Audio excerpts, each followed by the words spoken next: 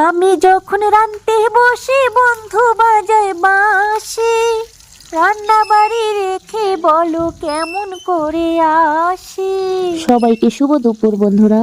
উনুনের এই রান্না করা ভিডিও দেখে আমার এই গানটাই মনে পড়লো বন্ধুরা, তাই একটুখানি গেয়ে নিলাম। তো আমার গানটাকে স্কিপ করে যাও, কারণ আমি অতটাও সুরেলা গান গাইতে পারি না। তো যাই হোক বন্ধুরা, স্পেশালি আমি আজকে বিড়ালের জন্য মাছটা ভাজা করে নিচ্ছি। এইদিকে মা গরম গরম ভাত দিচ্ছে, কারণ গোপু সোনার যেগুলো ভাত দেওয়া হয় সেগুলো ভাত তো বিড়ালকে আর মাছ দিয়ে খেতে দিতে পারি না, তাই জন্য আলাদা করে রান্না করলো।